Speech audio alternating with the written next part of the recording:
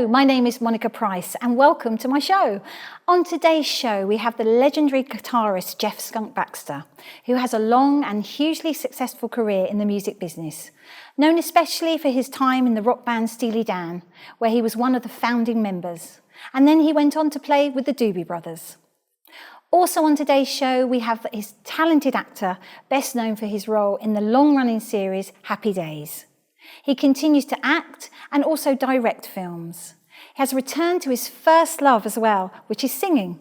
Please welcome to the show the wonderful Don Most. Hello, Don. Hi, Monica. Thank you. Lovely to see you. Thank you so much for joining me. Thank you for that lovely introduction. Wonderful to have you here. And Don, I mean, it's wonderful to think you've gone back to the singing. Let's start with that, if we're watching anything else, if that's okay. Absolutely, yeah. A lot of people wouldn't know this, but I was a singer before. I was an actor. I didn't know that actually myself until I got speaking to you. Most people don't. I grew up in New York, and when I was 14, a long story, but I was going to a school for singing and acting, and I got picked to be in this revue or nightclub type act. Yes. So I was 14, turning 15, and I was singing in this nightclub act in the Catskill Mountains, which is a resort area upstate of New York. Yes. And they had all these hotels with nightclubs. Yes. So I spent the summer doing that, and I thought, oh, I've made it, you know. But then my focus shifted. I mean, I had a great experience, but it was a time when I started seeing movies, and it was the late 60s, and there was this wonderful renaissance of independent films, independent type films. Yes. And I became just really caught up in some wonderful films and actors, and then my desires shifted slightly, and I started focusing on acting, knowing that the music was always going to be there and I could come back to it. You can always go back to it. It's a bit like riding a bike, isn't it? Yes. You've got that talent and you can always go back to it. Yeah, the fact that I did at such an early age, it did come back pretty easily. Yes. So acting, what was the first acting role for you? First acting role? Well, probably when I came out to LA. I mean, I'd done a ton, in New York, I'd done a ton of commercials. And then there was a couple of small little TV things, but I didn't really have a good part. So when I came out to LA, I turned 20, and I auditioned. My very first show was a TV show called Room 222, and I got a guest role on that. And right after that, Emergency, where I played a kid who got paralyzed in a car accident. And then I did another dramatic role where I played a mad psycho bomber in Police Story. So I was really into doing dramatic stuff. Yes, very dramatic. And then Happy Days came. Yes, of course. And of course, we have to talk about Happy Days. Sunday, Monday, Happy Days.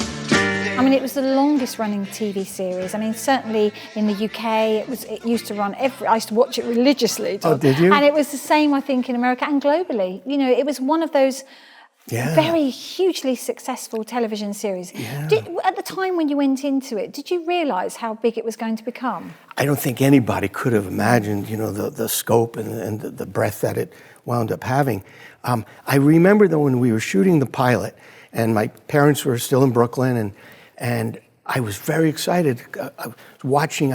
Even when I wasn't in scenes, I was watching Tom Bosley and Ron Howard and Marion Ross, during those scenes. And then, if I wasn't in a scene, I was watching Henry Winkler as the Fonz, and then of course Ron and Anson, and I had a feeling, you know. So I remember calling my parents that night, and I said, I feel really good about this. I think this is going to go. Because you don't even know when you shoot a pilot if it's ever going to run as a series. And did you, when you sort of played the part of Ralph, of course, Ralph Mouth, of course, but did you audition for that part? How did it work? Oh, right. Not really. No, I was auditioning for the role of Potsy. Oh. And Ron and Anson had done that show a year and a half earlier, and it didn't sell. Then Grease came out on Broadway, American Graffiti came out, and the 50s were hot. So then ABC decided, let's do it, but they said to Gary Marshall, we have to redo the pilot. Yes. And Anson and Ron are too old now. And Gary's, no, they're not too old, they could still play high school. Well, they made Gary screen test them, even though they had done it, against a bunch of other hopefuls. Yes. Me being one of those hopefuls. So I auditioned for Potsy, and then my agent called afterwards and said, "No, you didn't get Potsy. Anson and Ron are doing it, but they loved your screen test so much that they want to make you a regular in and create another part for you." How wonderful is that? Yeah. So did they create that part especially for you? Yes. That's so lovely. I didn't realise that. Yeah, so that's how Ralph came into being. And how many years were you in that series? Well, the show ran 11 seasons. I did the first 7. And then my contract was up. All of our contracts are up. And Ron Howard and I, for different reasons, decided it was enough and time to move on. Ron decided he wanted to try to direct. I don't know whatever happened with that. I don't know whatever happened to him. Where did he go? and I wanted to, just explore other things as an actor. I didn't want to just keep playing one character. There is that sort of temptation, isn't there?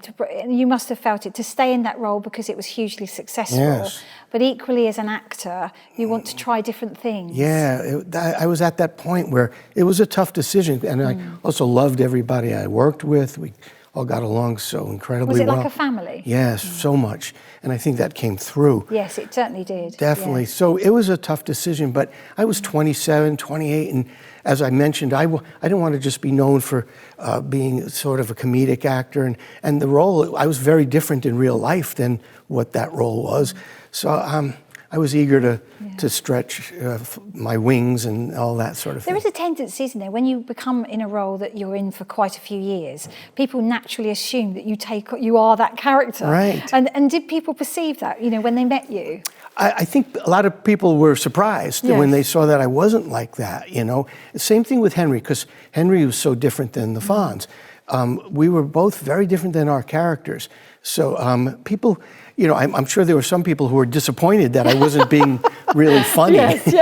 Because I wasn't really a funny guy in real life. You give me the funny line, I could play the character and deliver if it's written well. As an actor, you could do that. But in real life, I would never get up on stage and try to do comedy. That was the furthest thing. You played it exceptionally well because it was so successful. And as you say, you left there, but before you left, was there a favourite series for you during that role? Favorite episodes? Yes. Yeah, people ask me that, and it's so hard to pick because there are a lot of great ones. I'm a little biased. One comes to mind usually because it was in the 3rd season, and up until then, my character started off pretty much in the periphery. And just like Henry's character was in the periphery. And then we started becoming more and more integral, and it was building up. But I was still, a supporting character.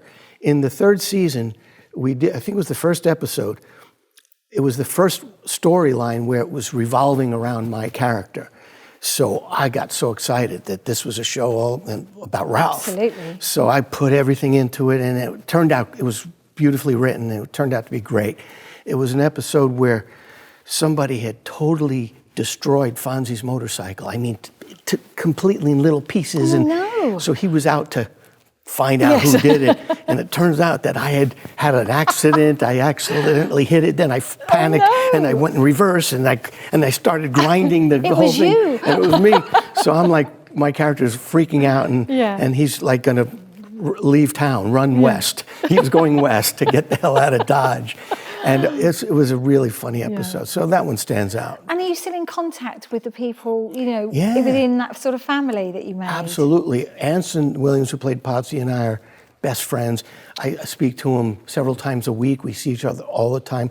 I just saw Ron a few weeks ago with Anson, and I spoke to Henry recently. And Anson and I visited Marion Ross last week because she turned 94. So a few days later, we went and brought dinner over and that's visited so wonderful. with her. That's lovely. Yeah. And do you think it will ever be revived again? There was some talk about a possible not a reboot, but a show with Anson and I, as we are now, and we have kids, and we're going to buy back Arnold's or something like that. But I don't know if that's going to actually happen or not. We'll see. We'll have to wait and see. Yeah. But it was one of those series, though, that really kind of propelled you into everyone's, certainly the public eye. Yes, indeed. And we then knew Don Most, of course. And that it was Donny Most. It was Donny Most. That's right. Yes. And it must have been so lovely for you to have had that kind of scene in your life, if you like. Yes, it was amazing. I mean, I think I could appreciate it even more now with a little distance from it. When you're in it, it was such a whirlwind, and it's like being thrown into the Twilight Zone. Your life is just flipped. But it was an incredible experience, and not only the success of the show, but getting to work with some incredible people, the rest of the cast, and the talent behind the camera. Gary Marshall, our producer and creator, and Jerry Paris, our comic genius director. So, and I wouldn't trade that Just for a anything. wonderful time. It was amazing. Yeah. Wonderful. Okay, well, we're going to take a quick break now. Okay. So come back and join me again after the break.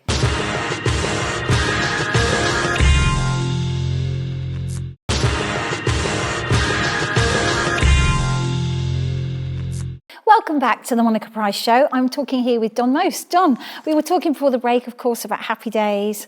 Makes you just feel very, very nostalgic. But we want to talk now about your films, because you star in films and you also direct. Yes. So tell me about the films that you have been in. What was the one in 2021? Yeah, there were 21. I shot like 4 films, I think. Man's Best Friend was one, came out on Amazon Prime. I think it still is. Really a powerful film about a wounded vet coming back trying to assimilate, and something happens, which I don't want to give away the plot, but he's in trouble, and I play his defense attorney. Oh, you play Ian Tapper. Ian Tapper, That's yes. right, yes. Ian, sounds like a That nice... sounds like a very nice attorney's name. Yes, and it sounds British or Yeah, it does Irish sound or- very British. Ian Yes. Tapper. So that was a really intense film and a really nice role for me. It was great. I love playing all different kinds of characters, not just I've one. noticed that, because it's quite diverse. Because obviously you were in the Western, which we'll talk about in a minute. But that one was quite a gritty character, though, wasn't it? Well, the courtrooms scenes got pretty intense, which was great. And then with the same company, I did another film later that year called Lost Heart, and that I play a small town pastor. So it was very different and a lot of fun. And it was one of my favorite roles, and that's also on Amazon. And shortly after, I played this low-level career criminal in a film, and a very different part again. It's fabulous being an actor. Yes. You get to play all these things. Get to really play. I loved it, and that's coming out pretty soon. And, Okay, what's that one called again? That one's called County Line, No County Fear. Line, okay. And then I got to play in a Western, and my first one, a film called Far Haven, that I just finished about a month ago, shooting in Arizona. And I felt like, when I was a kid, I used to dress up in all the cowboy stuff, and my mom told me I wouldn't take my boots off. I'd go to sleep with my boots on. So here I was, and Dressed up as a cowboy. and I felt like a kid again. But I had a great time, and then I did another film called Unsung Hero. Just finished that. So it's been busy. Been really nice playing, getting to. After Happy Days, it was a little tricky for a while getting to play a lot of different roles. People they do tend to put you in a box, don't they? Yeah. And they probably thought, oh, comedian. Right, and this is what he plays. And that's so we'll leave it at that. So Yeah. it must be quite difficult as an actor to frustrating. kind of, frustrating. Very frustrating. To show Yeah. people what you can do. Yeah, there were some frustrating periods, but Yes. so I'm very grateful, and I think getting older has been helpful because I'm older. I don't quite. That's always a good thing. Yeah, that's one good thing. That's right. 'Cause now I can play all these different roles that separate me from that. Exactly. You said it's interesting. You said the pastor was one that you really, the pastor was one that you really liked. Yeah, well, the I saw images of that, and the script seemed really the script good. was so beautifully written. DJ Perry wrote it, and the part was wonderful. So that's why, and it came together beautifully. So I would recommend people to check it out. It's check a that one really out. enjoyable film, and hopefully many more. I'm waiting to hear. And I've got some of my own projects because, as you mentioned, I've directed. Yes. So I have several that people are looking at right now that are Fantastic. some interest. So hopefully, because it's been a while. The last film I directed, it's been 10 years. I've done 3. First one was a film called The Last Best Sunday. Very dramatic film. 2 wonderful actors, Angela Bettis and Douglas Spain. And then I did a film called Moolah, which is more a comedy drama. That won an award. Yeah, where it premiered at the Newport Beach Film That's Festival. right, yeah. I won Outstanding Director for that, which was nice. That was very nice. Very No, nice. that must have made you feel very, very proud. You should be very proud of that. Well, yeah, I was. I was very proud because, you don't know how that's going to turn out. No. To undertake something, taking on the role of a director is a big change from just being an actor in it. So it was very gratifying and sort of vindicated or something like that. And then I did a sweet family film called Harley's Hill, which I really enjoyed making. So I'm hoping to do a bunch more of that and definitely more of I feel like I'm just beginning with the acting. It's weird. It's like I'm in the second phase now. And I feel like it's just the tip of the iceberg. Isn't that wonderful? Yeah. So you've got more projects, as you say, that you're going to be. Are you auditioning for these roles? There's some more roles. I'm waiting to hear. One that I think I got, but the whole project got put on hold. So I'm waiting. Hopefully that's going to get back in the works. And several others I'm waiting. I sometimes audition and sometimes they'll just give you a call and say we want it. Is the process still the same, Don? I mean, is it because obviously we were the age of the Zoom, weren't we? And video calls. Oh, the process of auditioning. The process of auditioning must be. Well, see, that's how we first met, wasn't it? Via a Zoom call. Exactly. Is the process still the same, or has it changed because of the way it has things changed? I mean, it used to be. I always used to go in person. That's right. And meet the people and the good thing about that. I mean, there's pros and cons of each. The good thing about going in is if the director was there or even a producer, they could give you some feedback as to how they see it, and they might say, "Oh, could you try it this way?" Or a little bit of a human touch. Yeah, interact. Which you can't do that, can you? When it's a video call. Yeah, because on the Zoom you could, I guess, but most of the auditions that I do these days are not even on Zoom. They tell you to just tape them yourself, and you have to have somebody read off camera with you. And just videotape it yourself and then send it in. So you're not getting any of that feedback. It's quite cold, isn't it, to do it like that? It's different. I mean, the good thing is you don't have to drive all the way in. Yes, that's very true. and you could do several takes. Yes, say, I like this one. Yes, that's right. So there's pros and cons, but it is different. I prefer when they just call and say, hey, we'd like you in our movie. Would you like to do this role? What's a role that you'd really like to do? People have asked me that. It's a tough one. It's not like, I've always wanted to play Hamlet or whatever.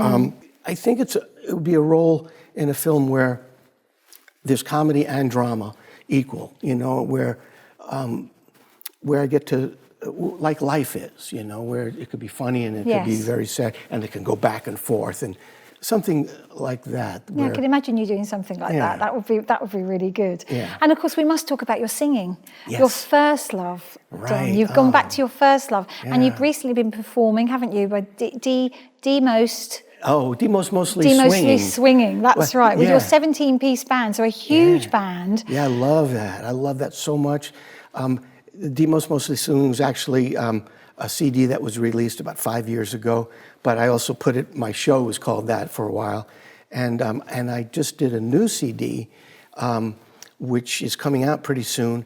And a single was just released. Oh, fantastic. What's the name of that? It was released in the UK first when we first spoke. Well, of course.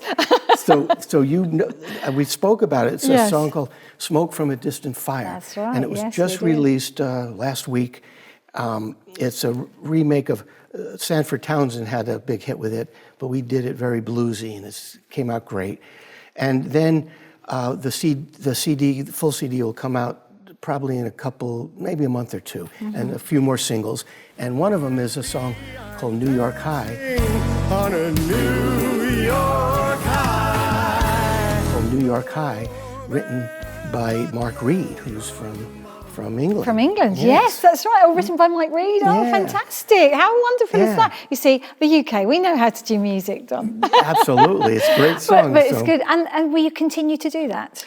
Absolutely. I have a show planned here in one of the jazz clubs in LA in February, Herb Alpert's club, Vibratos. Oh, great. And looking to set up we're in the process of setting up a whole bunch of... Yes, would you come to the UK? I was going to say, I want come to the UK. I want to come and tour there. That would be amazing. I think you'd be very, very well received there. I would love that. And we've got so many lovely jazz clubs and blues clubs, particularly in London. I bet. You know, so it would be a wonderful place for you to showpiece. What would you do? Would you do with the band, or would you kind of scale down the band? Yeah, we'd probably scale it down. It depends. If there was an opportunity where it made sense to have the big band, we could. Because it looks so lovely when you do it with the big band. Yeah, I love it. And the sound, of course, must be God. incredible. I know, because I've heard it. It's incredible. It's with a the big high, band. incredible high. I'd probably come over with like the musical director and maybe one musician, a keyboard, and then pick up the musicians in locally, whether it be London or That's right. or wherever. And I usually do it between 7, 8 pieces all the way up to the big band. You know. Wow. And is there anybody you'd like to perform with? Wow. Well, I'd love to perform with Diana Krall or somebody like that. She's watching. Diana Krall would be great. would be probably great. a few others. Maybe Bublé. Oh, wouldn't that be wonderful? Yeah. And is it something you're going to continue? You're just going to do? Oh, yes. You do both? I hope to. I hope very much to juggle the two. 3. The acting, the singing, and hopefully more directing. Yes, more directing. I definitely want to do it all. And like I said, I feel the best is yet to come. And if you had to pick one of those, would you be able to? That's a hard tough one. question. People ask me that, and boy, I couldn't pick. I don't know. I'm going to We're going to pass. Yeah, I'm going to pass on that for now. Yeah, that's exactly that. Yeah, but it's nice so you have those 3 things that you can then if one doesn't work out, you can go to the other one. If things are getting slow over here, then I can we'll go over there. Right. Oh, Don, well, it's been an absolute pleasure. Thank you so much for coming on the show today. Great to see you again, and in person this time. Yeah, thank you so much. Thank you. Thank you. Right, we're going to take a quick break, but stay with me and come back and see me in just a minute.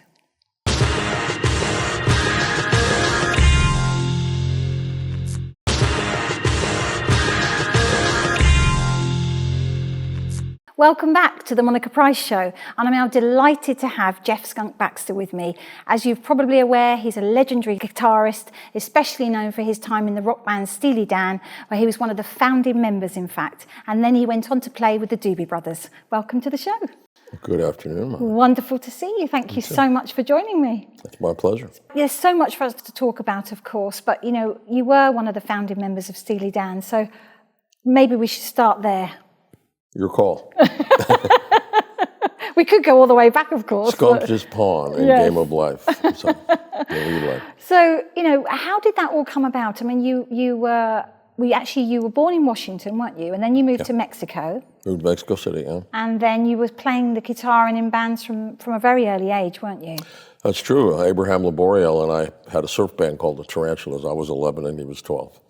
And, was that a lot of fun in Mexico? Well, actually, by accident, a friend of a friend of a friend of a friend who was an engineer up at Radio Éxito, which was a 50,000-watt radio station, and they played 4 hours of American rock every day. They asked us to come up and play. So we set up stuff, and we played, and somebody cut a disc back in the days when they were cutting lacquer discs live, and they started playing it. So we started getting work. Fantastic. We were playing clubs. And at that time in Mexico, there was really no age limit for anything. So it was pretty cool. And then, this whole Steely Dan thing started. I was working in a studio in Boston.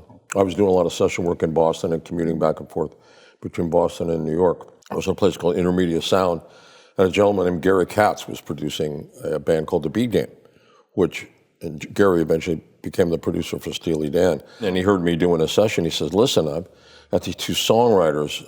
We're doing a record recording in New York for a woman named Linda Hoover.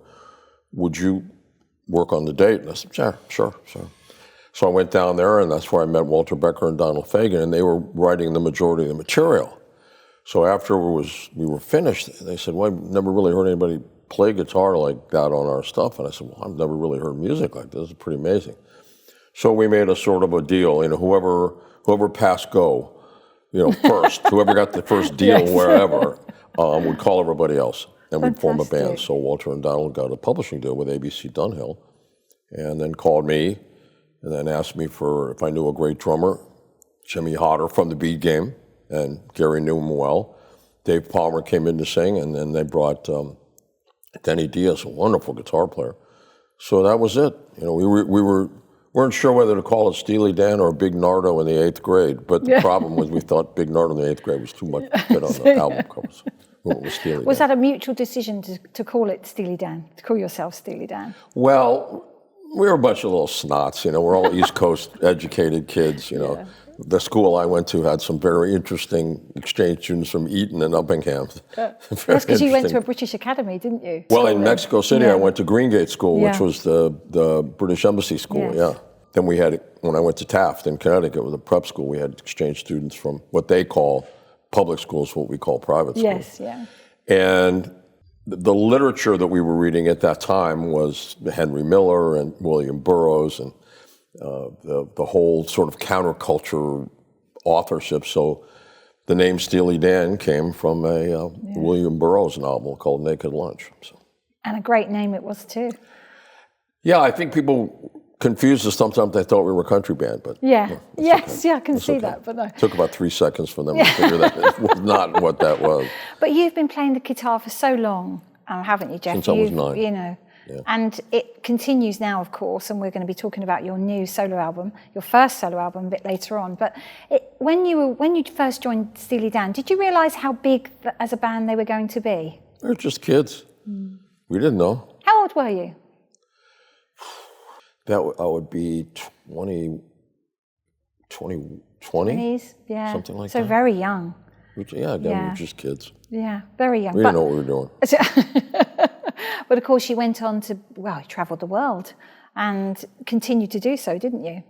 Well, it was a wonderful opportunity to play great music, and then between that and all the session work, which led me to travel with other bands and have other musical experience, it's just been a great ride. Yeah, You know? and actually, I found out the other day, is it true that you were the guitarist on Dolly Parton's 9 till 5? Yes, ma'am. Ah, one of my favourite tunes. It's one of those things where you get the call, Yeah, say, okay, I'll fit that in between Barbra Streisand and Leo Sayer, okay. And one of the great experiences, talk about an angel, just an incredible human being. Yes, She baked is. cookies No. and brought them to the set. How We were in lovely. love. It was I'd do anything for her. But she's a lovely musician, though, isn't she? And she's a businesswoman Very as well. deep musician. That woman can cover a lot of ground. And Yes. Very, very, very deep player as well as singer and writer. So as a session musician yourself, you got to play with so many different bands, artists. That's true. Was there a favourite one for you? You think back, and being a studio musician is kind of weird in a way because you have to have a lot of patience. You have extreme confidence, maybe up to the point where being just a little snotty. And you also have to be prepared to take a lot of crap. Dolly was just the opposite. Everything that she did and in working with her was so sweet, so wonderful, and so perfect. And she was so involved. Being a studio musician, I think, is an excellent career if you can do it. It's a lot of competition. It does a couple of things. One, it forces you to stay on the cutting edge of your music and as a player and as a craftsman. And number two, back in the days, certainly in the 60s and 70s and the 80s, a lot of my contemporaries were getting a little, how shall we say, off Worse the for point. wear, Yeah, you'd say. right. A Worse little for more wear. recreational than probably they should have. But being a studio musician meant that you had to show up. You were there at 9 o'clock, downbeat 9:30, and if you didn't play it right the first time, you were fired. There were 2,000 people waiting for that seat. That's a very good point, because it makes you quite regimented, doesn't it? And Well, it makes you regimented, and it also makes you respect yourself a little Yes. bit in terms of taking a little bit better care of something. Now, that's not to say that I didn't party hardy, but there was always a limit to me because I did not want to screw up my ability to be able to be like one of the, I guess it was one of the first call studio guys. yes, yeah. And are you still doing that now? Oh, yeah. Yeah. And Sure. is it something you'll continue to do, do you think? Until, I dropped dead. I was doing gigs with Les Paul until he passed away at age 94, and he was unstoppable. I mean, he was in a car accident, and so he said, "Set my arm like this." Absolutely. Really? Oh yeah. Oh my yeah. gosh. I'm just going to keep playing guitar. I mean, I don't care. So that whole attitude of of being a craftsman, being as good at your craft as you can. Do you think the musicians that are coming through the ranks now have the same kind of work ethic as perhaps you did and your peers?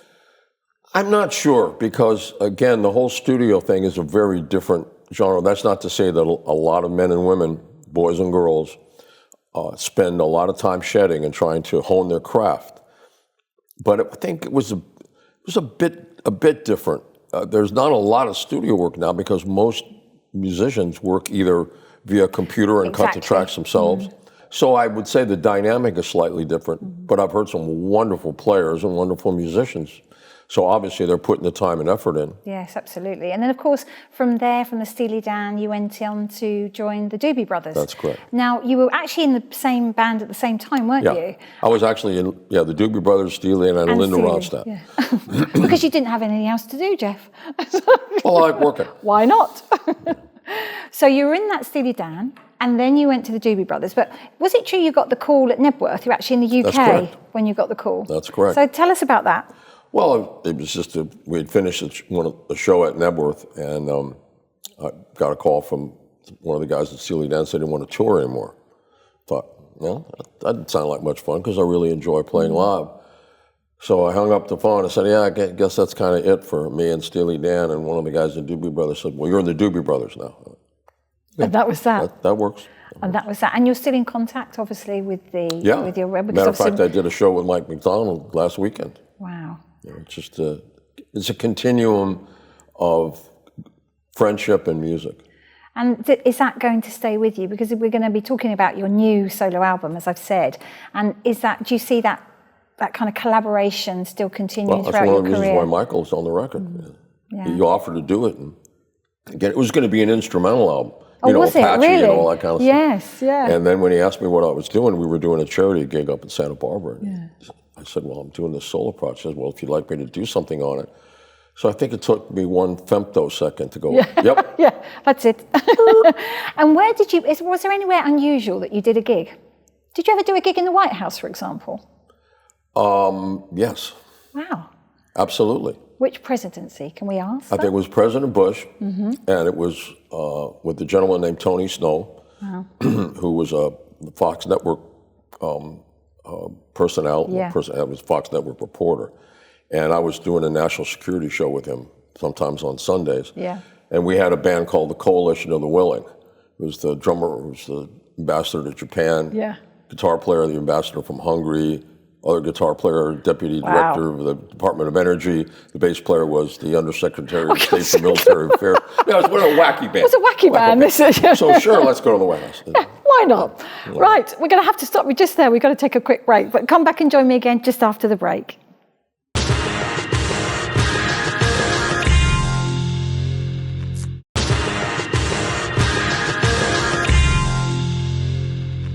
Welcome back to the Monica Price Show. I'm here with Jeff Skunk Baxter, and we've been talking about your incredible career, Jeff, with Steely Dan, Doobie Brothers. There's so many more we could talk about, but I want to talk about your brand new solo album. Now, this is your first solo album. That's correct. Released in June this year, called The Speed of Heat. Yes. So first of all, I want to talk about the title. How did you get the title of this album? Well, my partner and music partner, who is just a fabulous musician in his own right, C.J. Vanston, keyboard player, producer, writer.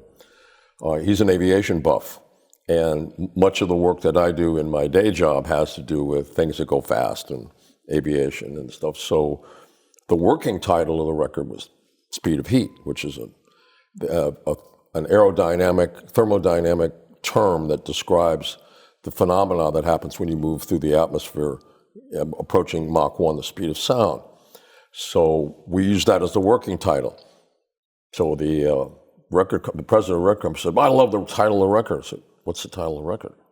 Speed of Heat. Went, okay, do you know what that is? He said, no, but I don't care because I really like it. So just for the heck of it, if you look on the cover, the album cover, you'll see behind me, there are a number of sets of equations. And so about 4 months ago, I got a call from one of my colleagues at Northrop Grumman. I said, Skunk, I know what you're doing. I said, what is that? those are oblong pressure wave equations, right? I said, yep, you're absolutely right. So speed of heat has a number of different connotations, and we thought, yeah, sure, why not? It's a good name. Yeah, we like it. You must be very proud of this album. You know, I am, and obviously, pride is a mortal sin, or certainly hubris, but I am very proud of it because I had not done a solo album. I was kind of, I always felt that when you leave a successful band or bands, immediately doing a solo album doesn't make a whole lot of sense. Besides, I was pretty busy. I had the session work on the producing and stuff and the day job. Was it something on your bucket list almost? It's really the last thing pretty much, musically anyway.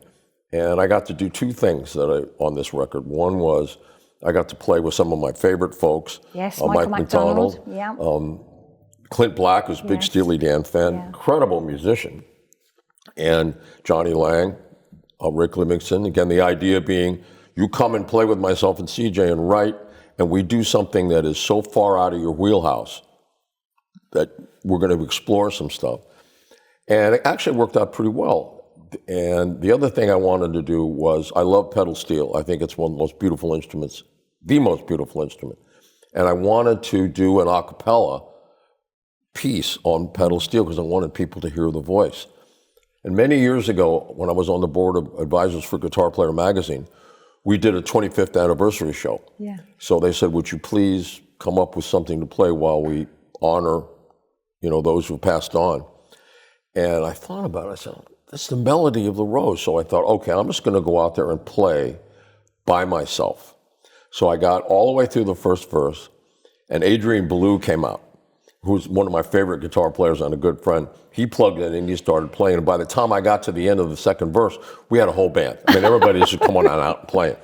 So I thought, number one, I want to perform it. Yeah. And number two, I wanted to do something that I attribute to my dad, because I don't know if I really have the words to say to him before he passed away, how I really felt. So maybe this is the way to do it. Absolutely. And it is an incredible album, Jeff. I've listened to it, and it's instrumental and vocal. In fact, your first vocal. Let's talk about that. Was because I know you did it as a kind of let's just sing and get the song done. Vocal, that's so right. That someone else. So let somebody else do it. Yes. And so I sent it off to Steve Tyler. Yeah. And so Steve called me back and said, "Yeah, sure, I'll consider it. But who's singing this?" I went, "It's me. I'm just doing the scratch vocal." And he said, "Well, why don't you sing it?" Steve, I'm not a singer. I'm in bands with people like Linda Ronstadt and Michael McDonald. That's not what I do. He said, "Well, sing it." Are you, pulling my leg? No. And so, okay, well, I trust you. You're my friend. If you say I should do it, then I'll take a shot at it. And that's on the track My Old School, isn't it? Right, which I thought, I used to sing that live in Steely Dan, and I thought there's a song that had a lot of energy potential that hadn't been realized yet. So myself and I wrote an arrangement for it and then worked that out with CJ. And we thought, okay, let's just go thermonuclear on this. Let's go Mach 1. Great, I like that. Let's go Mach 1. See, there was so many, I love the fact the album is a very different, it's kind of an eclectic collection of rock, and then you've got something like Juliet, which is, I fell in love with that track. I'm glad you love that song. Almost within, like I said, my daughter said, I love that's it. the sunshine, Daddy. It's sunrise. There's something about it. And of course Apache, the other, you had to do that one. I was such a Ventures fan, I was in their fan club. Yes, and I mean there was other songs as well, because as you say, you've collaborated with the singers, and were they all kind of vying for your attention? Did you have a lot of people say, "I'd like to come and do this. I'd like to come and work with you"? Well, if I do another record, which I'm certainly thinking about, I was very fortunate to have a number of folks certainly raise their hand and volunteer. Yes. That must have made you feel very good. Well, I'd love to have Adrian play on it because he was so inspirational for doing the Rose. And there are a bunch of folks who've stepped forward and said they'd like to do something. So, and it's doing well, so that's good. It's had very, very good reviews. Well, thank you. I know better than I just did the best I could. Yeah, absolutely. So we're going to see another one then. Probably, because I had so much fun doing this one. Yeah, maybe next year. Could be. Yeah. Could be. I still have a lot of work to do, and Yes, stuff, and you can put some more equations on the back of the on the back of the label. One of your countrymen actually Yes. was part of the inspiration for that. I don't know if you're familiar with Jane's Defense Weekly, the publication. Yes. Nick Cook, who was the former senior aviation editor for Jane's, and I became friends, and he had given me some information that had helped me later on in my day job, and we became friends. And so I thought of him when we thought it's called the record Speed of Heat. So I called him and said, Nick. I have to think about another good title for the next Absolutely. one now. Absolutely. Send me some more information on the hunt for 0 point. That's Come on, you've heard it here.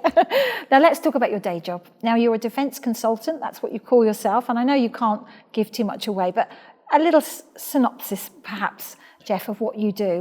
What's your involvement and how long have you been doing it? Well, like I try to explain to most folks, a radar is just an electric guitar on steroids. Once you understand the physics of it, and you understand the physics of vibration, frequency, power generation, electromagnetics, and physics, it's pretty much the same. I think the areas that I work in that I can talk about are missile defense, space, satellites, and all the things that go together with that. Perception management, perception engineering, and wargaming is something that I do a lot of. I'm a red team person. I'm the bad guy. You're the bad guy. I'm the bad guy. So that must be quite good fun. most of the time it is. Yeah. I mean, it's always fun to have the vice chairman of the Joint Chiefs of Staff. Yeah. Damn it! Sorry, boss. I'm just my job is to make your life miserable. I'm the bad guy. So that's that's it. But I think one of the things that I bring to the table, if I bring something, is music and musicians, and the art of music requires nonlinear thinking. And there's nothing wrong with linear thinking where you go from point A to point B to point C, et cetera. But nonlinear thinking requires you to think on a number of different levels at the same time. I mean, if you look at music, tempo, time, which are actually slightly different, melody, chords, lyric, there's so many different things that are moving Like at the same time. Layers almost, yeah. So for me, what I try to do, and what seems to have worked out well, is to bring that concept, that algorithm, if you will, to analysis in the intelligence community and in the Department of Defense to look at problems from a different perspective. And how long have you been doing that, Jeff? It's over 25 years. Wow. And does everybody know about that? Because some people I've spoken to, they didn't realize you were doing people that. People think they do. Yes. And there are, there were, actually Wall Street Journal did an article some years ago on the front page. I thought, wow, my dad said, what the hell is going on? And I think most people do. And the good news is that there are some, really smart folks. Brian May just got his PhD in astrophysics. Yes, absolutely. Paul Reed Smith, the guitar maker who makes the guitars for Carlos Santana, called me up one day and said, Skunk, I got this underwater detection concept. Can you come down and look at it? So I went down and had a look at it, got on the phone, called Admiral Never and Carr over at the Naval Research Lab and said, Nev, you got to see this.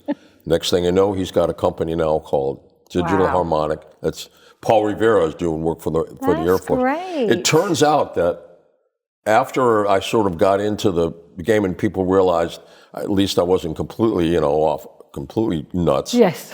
That it made sense to reach out to some of these folks, like-minded folks like myself, and leverage their capabilities. And frankly, many of the physicists that I work with, Lawrence Livermore at MIT, Lincoln Labs, most of them are musicians.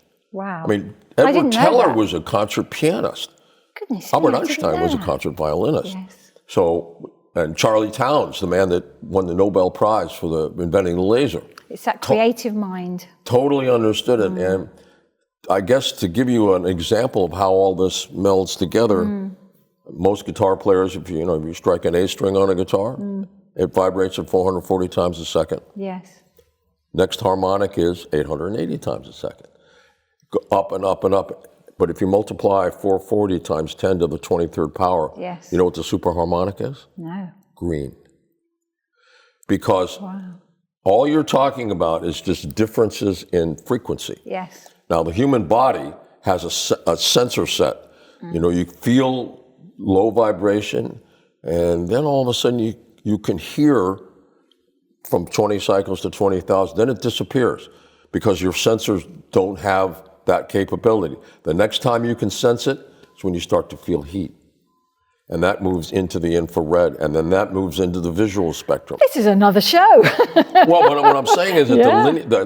the way that Fantastic. all of this is connected, Yeah. when Charlie Towns started talking about coherent oscillations, which is part of, a laser is basically just a single frequency with a very high amplitude. And he started talking about how you combine coherent oscillations. I said, Charlie, that's what music is. He went, you bet. Fantastic. So the relationships are very, very deep. Well, it's been an absolute pleasure. Oh, it's my pleasure. To speak to you. Thank you so Monica, much for you run a joining great me. shop here. Thank you so much. Thank you. That's it for today's show. Thank you so much for watching. And of course, thank you to my wonderful guests. Please come back and see me again very soon and follow us on social media.